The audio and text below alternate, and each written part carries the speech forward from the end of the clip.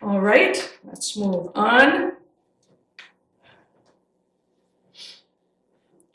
Just as you once were disobedient to God, Gentiles, but now have been shown mercy because of the disobedience of the Jews, so these also now have been disobedient, that because of the mercy shown to you, Gentiles, they also may now be shown mercy. For God has shut up all in disobedience, Jew and Gentile. We're all in the same boat, so that he may show mercy to all. We are saved by grace through faith, whether Jew or Gentile. What is he saying? Number 6, promises fulfilled in the church. And do not think of a building, and do not think of a denomination. God does not see the denomination titles. What he sees is the heart. People who love Jesus. That's who he sees. And that's who's in the church, capitalized. This is around the world. Okay? Now, in the Bible, there are only 3 categories of people. Like I said, no denominational names. And those categories in the Bible are Jews, Gentiles, the church. It's the only categories there are before God. The Jew, the Gentile, and the church. And the church is made up of Jews and Gentiles who believe in Jesus Christ, the Messiah. So the 2, which were separate, have become one, and that is the mystery of Christ. There is now no separation between the 2. God has mercy upon all, and we are saved, all of us, by grace through faith in Jesus Christ. I want you to look at Romans chapter 2, very key verse here, 28. For he is not a Jew who is one outwardly, nor is circumcision that which is outward in the flesh. But he is a Jew who is one inwardly, and circumcision is of the heart, by the Spirit, not by the letter. And his praise is not from people, but from God. So we're all Jews, inwardly, spiritually. Why? Because a Jew is a descendant of Father Abraham. Though he was a Jew, because he was the first one, God honored him because he was faithful and obeyed him. And so he is called the father of faith. And when you and I became Christians and obedient to Jesus Christ, we became of the seed of Abraham, spiritually. Now, we find number 7, I think maybe that's up there. Number 7 is persecution for Jew and Gentile. Now, this is important because I am coming now to the end, and we're going to be looking at Romans chapter 12 for a minute. A great sign appeared in heaven. A woman clothed with the sun and the moon under her feet, and on her head a crown of 12 stars. And she was pregnant, and she cried out, being in labor and in pain, to give birth. Okay, so that is a picture of Israel.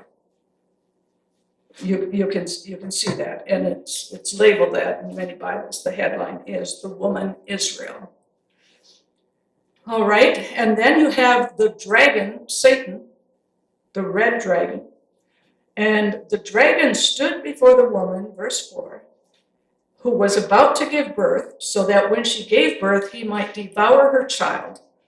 And you could look back at the birth scriptures about Jesus and how Herod went to Bethlehem because of the wise men that comes in, and Bethlehem was the place that he killed all the children, boys 2 years old and under.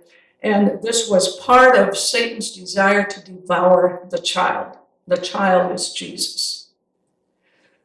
And she gave birth, verse 5, she gave birth to a son, a male, who is going to rule all the nations with a rod of iron, and her child was caught up to God and to his throne. We're talking about the ascension of Jesus. Now, down to verse 11 in the same chapter, there are people who would be living at that time, and they overcame him because of the blood of the Lamb and because of the word of their testimony, and they did not love their life even when faced with death. Okay, so we've got a persecution. Verse 17, so the dragon was enraged with the woman being Israel, remember, and went off to make war with the rest of her children who keep the commandments of God and hold to the testimony of Jesus.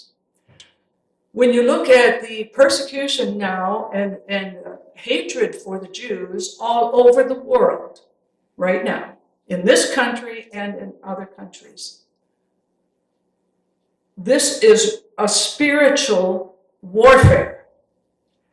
And you say, why do they have such a bum situation?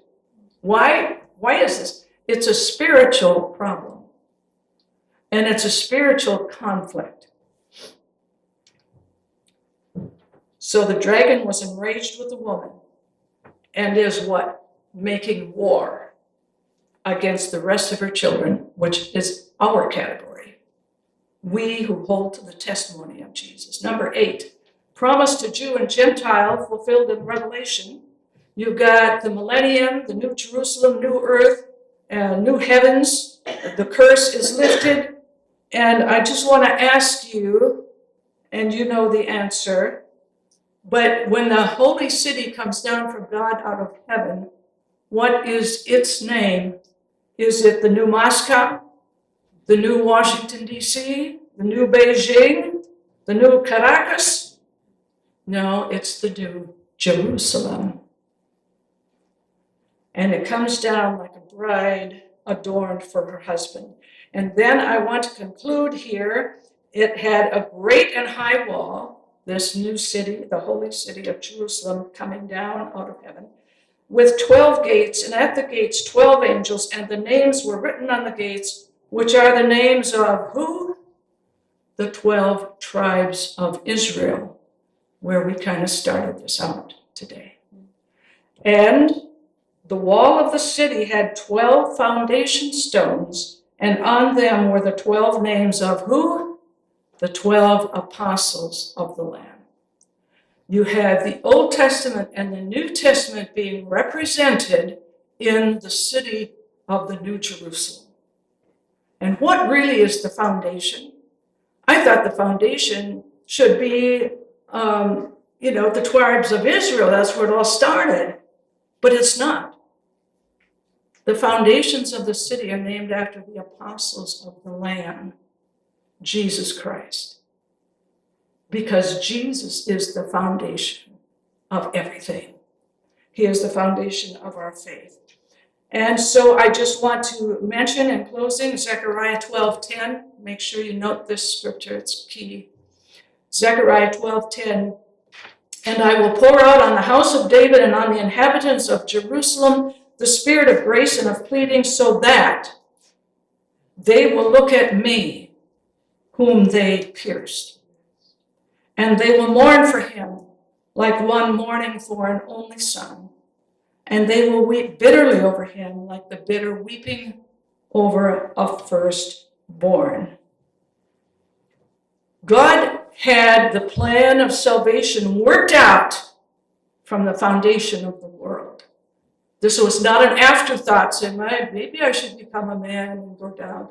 No, that was not an afterthought. It was done and planned before Adam is created, from the foundation of the world.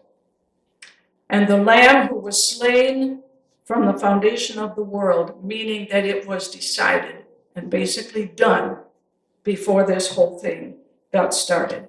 And so my question to you, is, are you totally 100% in love with Jesus Christ, who came to bring salvation to a damned world, full of sin? Look at this world full of wars, horrible things that you and I don't even want to hear about, tortures and persecutions. God is preparing for us a place, as Jesus said, I go to prepare a place for you, that where I am, you may be also. And it's always amazed me that he wants us there. He wants us to be with him in his home, where he is, because somehow he loves us. Even when we get done with the day and say, wow, I've been stupid today. Why did I say that? Why did I do that? He loves us because our hearts are with him. And he knows, you know what he knows? We're made of clay, because he made us. But he's got plans for us. New life, new name, and it's going to be a good one. So let's have our worship song, and if you want prayer, if you want to come up and rededicate yourself to Jesus, if you want to come up for prayer for healing, do that as we sing this wonderful song, Goodness of God.